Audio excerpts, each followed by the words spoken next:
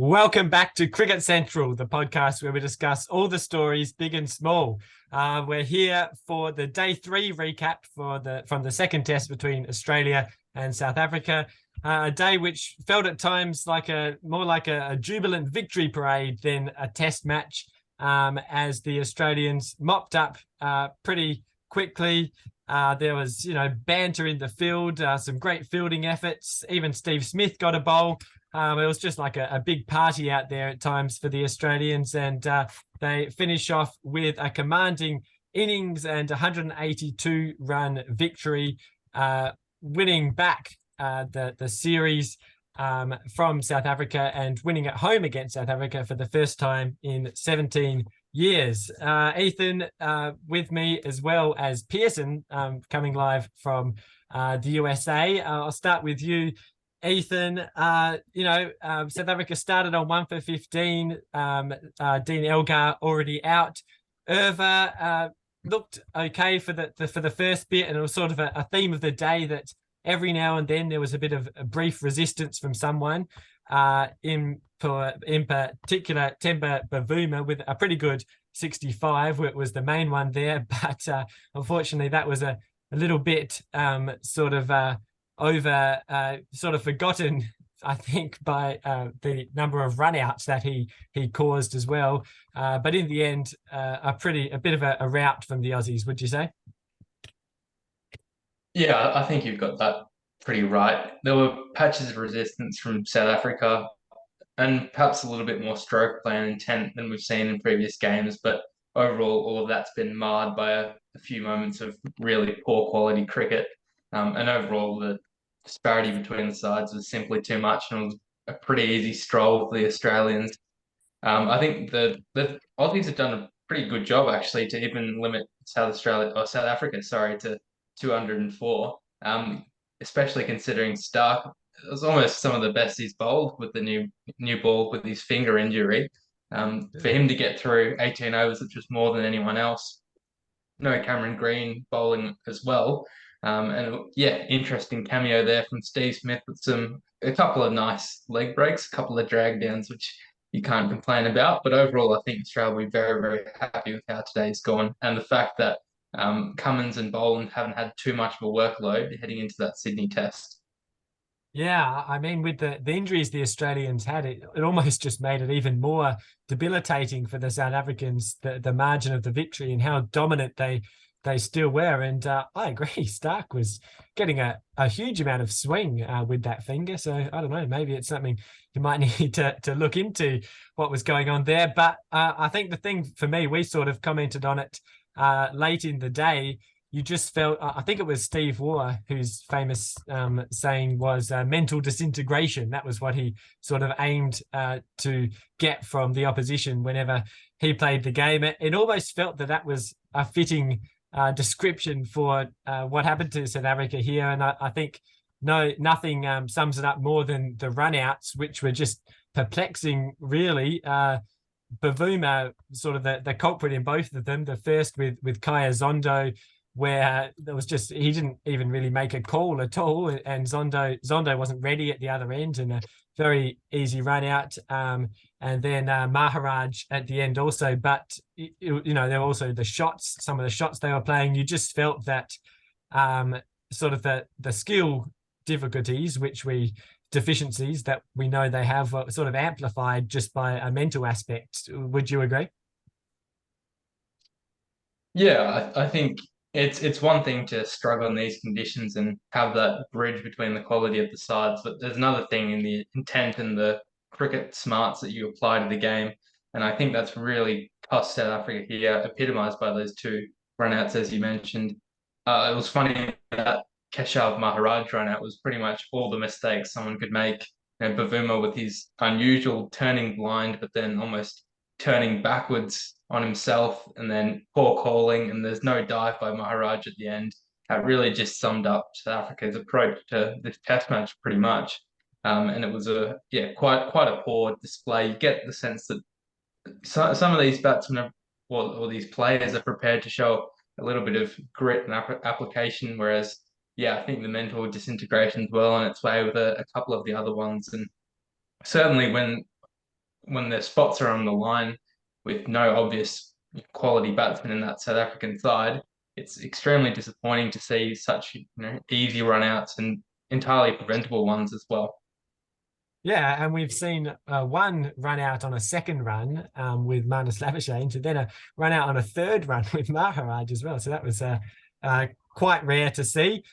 Just before I get to Peerson with a big question that I hope he has the right answer for, just a quick word on Scott Bolland. Another good performance today, picked up 2 wickets and having to sort of shoulder more responsibility without Green having that fifth pace bowler, and also sort of slightly different conditions to what he normally has had so much success with. The pitch that wasn't really offering much at all. He had to sort of adjust his plans a little bit, bowled sort of more on the stumps, perhaps a little bit shorter. And I was thinking for a while, there were a couple of times where I think it was Bavuma and Verena who got a couple of pull shots off him, and I thought, oh, maybe this is a day where potentially Hazelwood could have been a bit better here. Bolland might be found out a little bit, but no, he stuck with it and ended up getting the big wicket of Verena. So how did you see his bowling today? Yeah, he's emerged from this test as having the best figures from out of our main quicks, and I think it was slightly more loose than I've seen from him Yeah, before. He's normally yeah, almost Hazelwood like, or even better on that handkerchief spot. It was a little bit more erratic, which is it's a tough really assessment given that his version of erratic is a lot different to Stark's. But you're right, he's able just to chip away, and you do sense that he's in the game. He bowls that probing length and often does draw the edge. And really, an average of 28 in a test match is going to really dent his statistics. But I think this was a successful test match for him, um, even with on a pretty good surface for batting to come up with 3 wickets and three good wickets as well. And when he did come into the attack, he brought a bit of danger and certainly kept the pressure on. So yeah, I think this South African batting lineup is, yeah, they wouldn't be seeing him as an easier fish than either Stark or Cummins. And it's good to have a first change pair who can keep the same pressure on as the openers do. Yeah, well, that leads me on quite nicely to the question I was going to ask Peerson. We have Scott Bolland, another top-class bowler. There we have Cam Green, who's just got his first fifer and a commanding 50.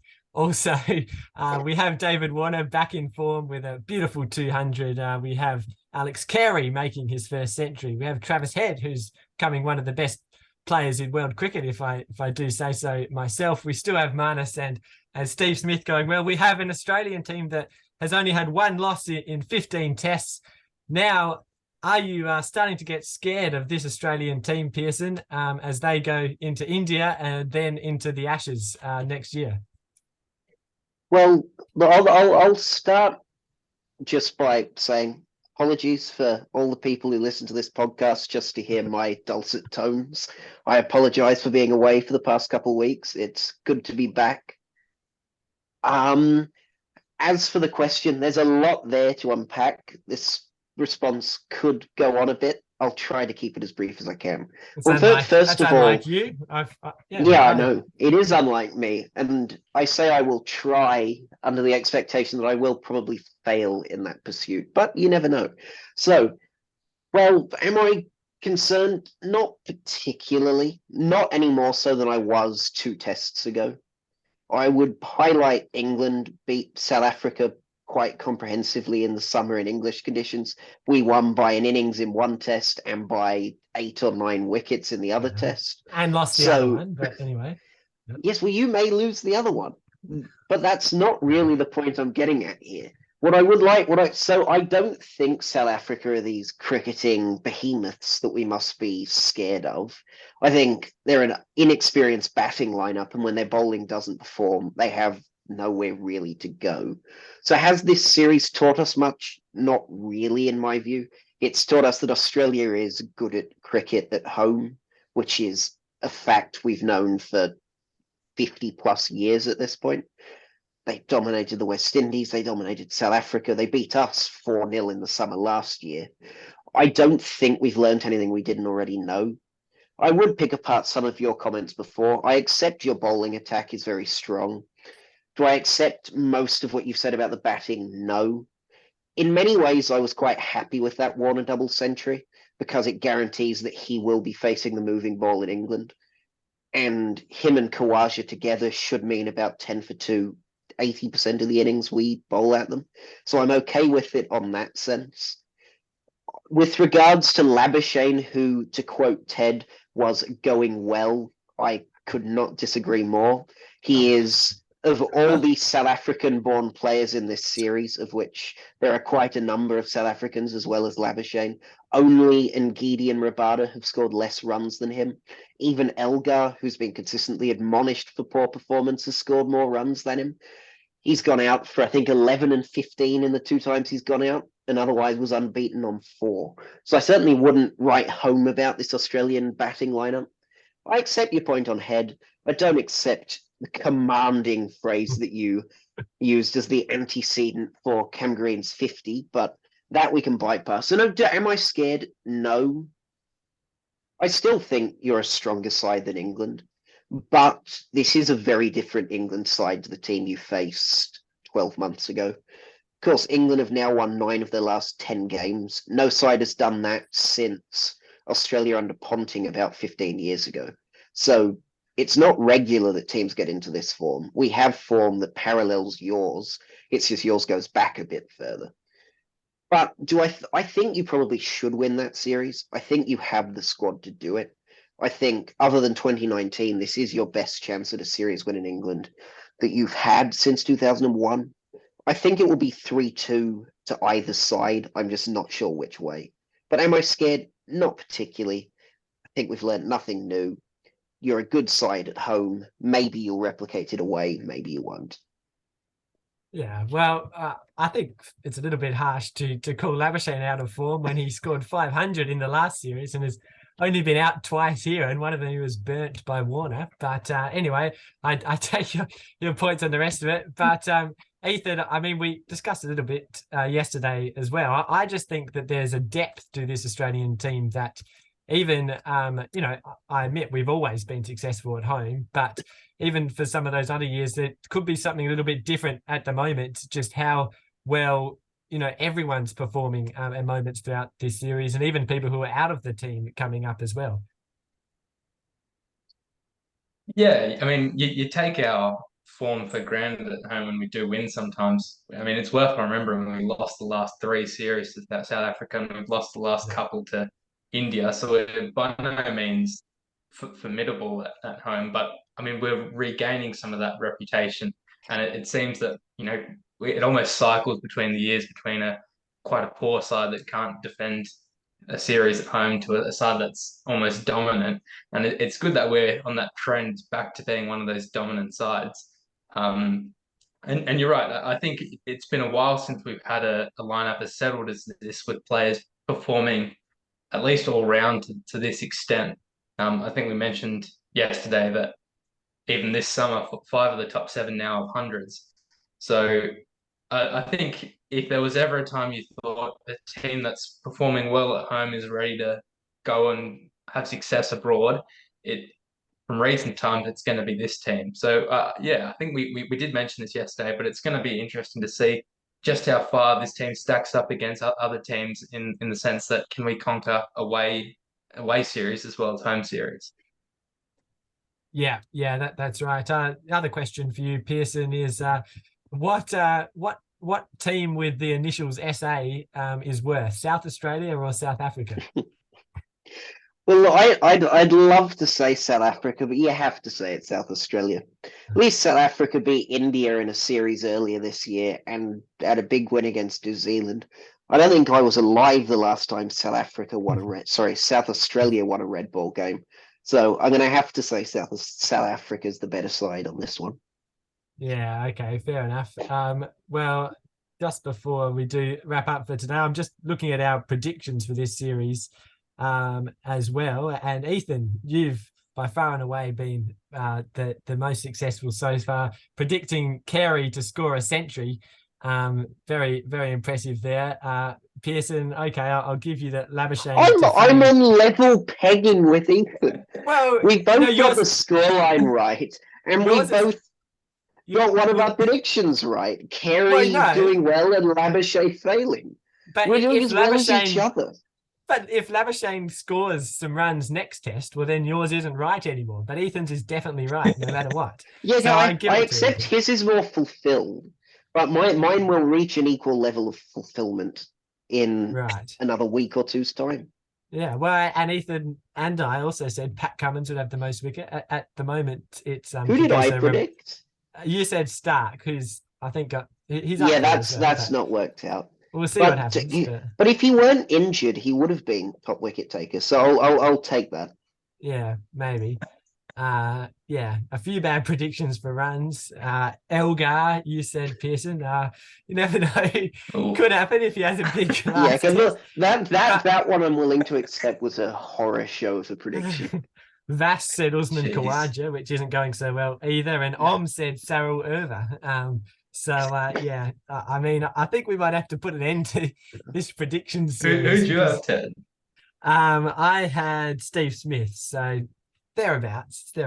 But Ethan, you had Travis Head, so not too far off. Pretty good goal. I'm willing to accept Ethan's predicted largely quite well this series. Yeah. I look back at the idea of picking a South African for leading run scorer with a degree of admonishment at myself. I don't really know how I've done that, but I'm sure these things can be worked upon for the next series.